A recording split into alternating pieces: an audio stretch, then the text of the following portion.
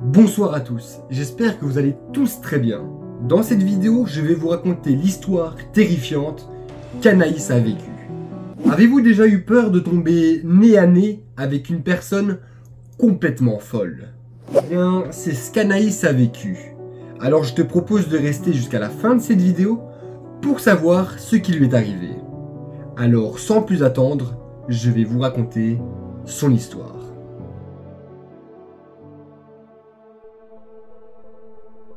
L'histoire que je vais vous raconter est 100% réelle. Anaïs nous dit que quand elle y repense, elle en a des frissons et des sueurs froides. C'est bon pour vous? À ce jour, Anaïs nous dit que quand elle raconte son histoire, peu de gens la croient, car c'est vraiment impensable. L'histoire que je vais vous raconter s'est passée lorsqu'Anaïs avait 19 ans. Aujourd'hui, elle en a 25 et elle est professeure d'histoire dans une école. Elle nous dit qu'elle vit dans une petite ville qui se situe à 1 heure de Bourges. Anaïs nous dit que c'est une fille assez timide et fort réservée sur elle-même et qu'elle a eu quand même pas mal d'harcèlement dans sa jeunesse. Elle nous dit que ça pouvait aller de la simple insulte que tout le monde peut recevoir à une bousculade sur la route alors que le car scolaire arrive. Ouais, les jeunes peuvent être de véritables monstres. Elle nous dit que ses années secondaires passent jusqu'à ce que vient le bac. Elle nous dit qu'elle a fait un bac littéraire et qu'elle a reçu la mention bien. Et d'ailleurs, elle en est très fière. Ses années secondaires sont enfin derrière elle et elle nous dit qu'elle commence enfin une nouvelle vie d'étudiant dans la ville de Poitiers, là où elle suit un double cursus, en histoire et en psychologie.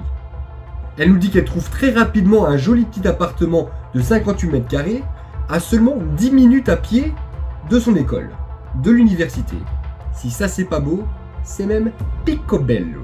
Elle nous dit qu'elle est enfin indépendante, qu'elle a son petit chez-soi et qu'elle est très contente.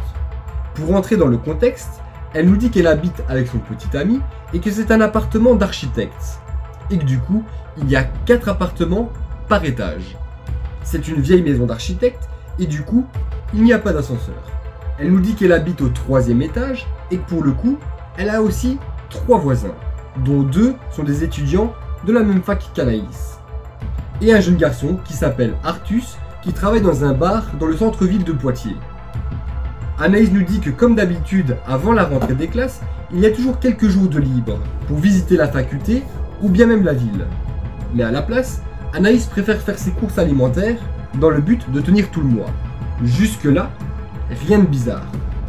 On est le 9 septembre et c'est la rentrée des classes.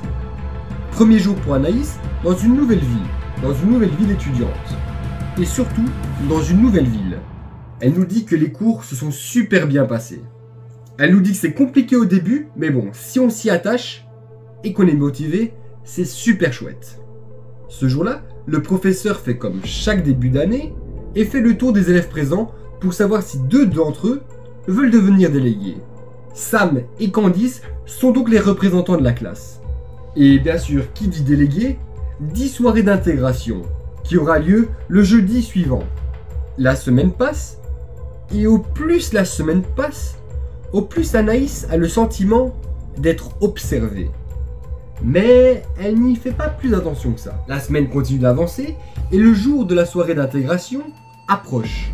Étant une personne assez timide et réservée, elle n'a pas trop envie d'y aller, mais elle y va quand même pour faire plaisir à son petit copain. C'est beau.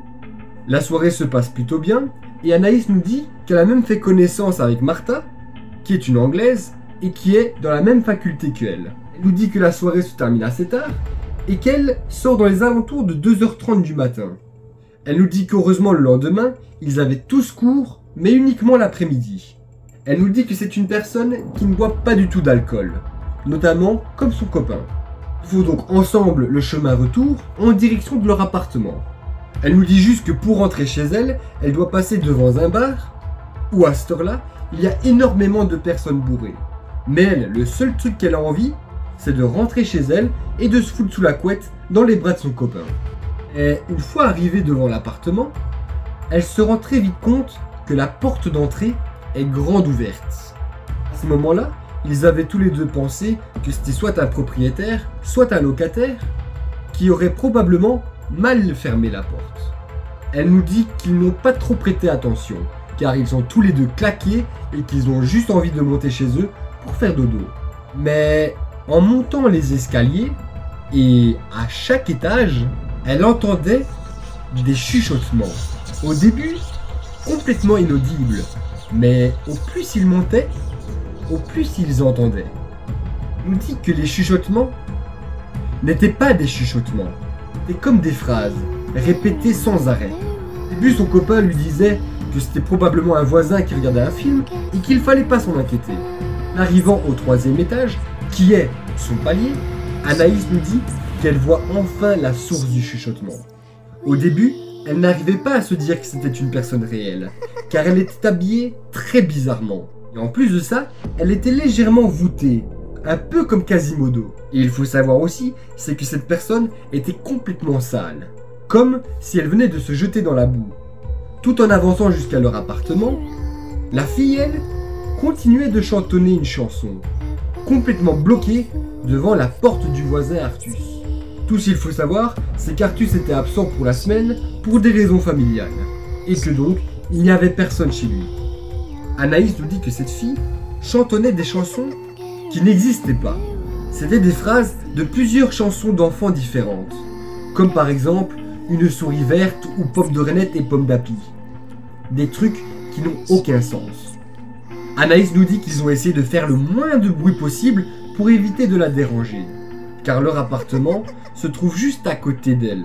Au moment où ils ont tourné les clés dans la serrure de leur appartement, la fille a arrêté de chanter et elle s'est retournée directement dans leur direction, en les fixant, en ne disant absolument rien. Et ce silence a duré de longues secondes, des secondes qui ont semblé être une éternité pour le couple. Anaïs nous dit qu'ils sont tous les deux immédiatement rentrés dans l'appartement, qu'ils ont verrouillé toutes les fenêtres et la porte à clé. Une fois en sécurité dans leur petit appartement, les chants ont repris, mais cette fois, ils étaient beaucoup plus forts que la première fois. À croire que la femme était juste derrière leur porte. Et tout ce que je sais, c'est qu'Anaïs en a fait une nuit blanche. Le lendemain matin, plus d'un bruit. Et en ouvrant la porte, il n'y avait plus personne. Mis à part une rose fanée, posée par terre, juste devant leur appartement. Anaïs nous dit qu'elle prend pas du tout ça à la légère. Et d'ailleurs, elle a envie d'aller voir la police. Elle a donc demandé à son copain de l'accompagner jusqu'au commissariat, qui se trouve seulement à 10 minutes de chez eux. Elle nous dit qu'ils ont tout expliqué de ce qui s'est passé à la police et que les policiers allaient faire le nécessaire. Et qu'ils allaient faire des rondes pour s'assurer qu'elle ne revienne pas. Et de plus, qu'il ne fallait pas s'inquiéter, que c'était probablement une personne qui s'était perdue. Anaïs nous dit aussi qu'elle a mis au courant ses 3 voisins, notamment Artus, qui lui ne comprenait absolument rien de ce qui se passait. Plusieurs semaines passent, et rien ne se passe de bizarre. Anaïs nous dit qu'elle et son copain n'ont pas reçu de nouvelles de la police, alors que de base, les policiers devaient faire un compte rendu s'ils trouvaient quelque chose. Nous arrivons donc au 31 octobre. Ouais, c'est Halloween. Ouais, c'est pas ouf. Car il faut savoir qu'Anaïs est vraiment une poule mouillée, et qu'elle a vraiment peur de tout ce qui est horreur et film d'horreur. Ce soir-là, Anaïs était toute seule, car son copain était rentré chez ses parents pour récupérer de vieilles affaires pour leur nouveau chiot, qui s'appelle Torpille. Anaïs nous dit que c'était sa pire soirée, non seulement parce que son copain n'était pas là, mais en plus c'était le jour d'Halloween, et qu'elle était morte de trouille pour aucune raison. Après une belle balade avec son petit chiot dans le parc juste à côté, Anaïs décide de rentrer à l'appartement. Et en montant les escaliers, le cauchemar reprend. Car oui, les chants sont de retour. Mais là, la fille chante, mais à chaque fin de phrase est terminée par un sifflement. Anaïs nous dit qu'elle est morte de trouille. Elle nous dit même qu'elle a envie de vomir tellement qu'elle est stressée. Elle monte les escaliers super rapidement, 4 marches par 4 marches, pour arriver à son étage. Elle passe devant la jeune femme qui chante en lui disant bonjour. Elle s'est dit, bon allez, autant faire la fille polie, même si elle a les chocottes. À nouveau, elle est donc rapidement rentrée dans son appartement et a tout barricadé comme la première fois. Quand soudain, un silence de mort s'installe. Plus aucun bruit sur le palier. Quand soudain, la jeune femme sale était venue chanter juste devant la porte d'Anaïs. Elle grattait la porte tout en donnant des coups de pied. Elle répétait sans cesse qu'elle devait immédiatement rentrer dans l'appartement car le chasseur allait la tuer. Anaïs nous dit qu'elle était pétrifiée, elle ne savait plus quoi faire. Au beau milieu de sa crise de panique, Anaïs parvient à prendre un téléphone et composer le numéro de la police, en leur expliquant qu'elle était revenue et qu'elle était juste devant sa porte. La jeune femme, elle en revanche, hurlait de plus en plus. La police est arrivée 10 minutes après l'appel d'Anaïs. Et la femme n'était plus là. Ils n'ont rien trouvé.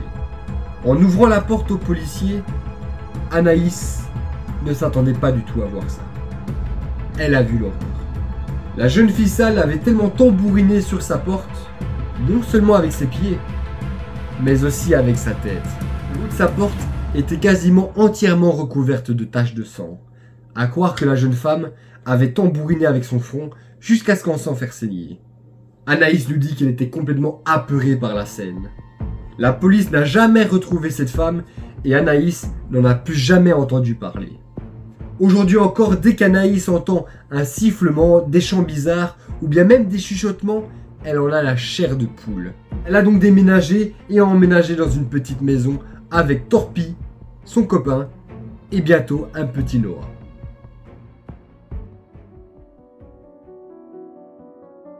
Et voilà les amis, c'est déjà la fin de cette vidéo, la fin de ce petit thread d'horreur. J'espère sincèrement qu'il vous aura plu.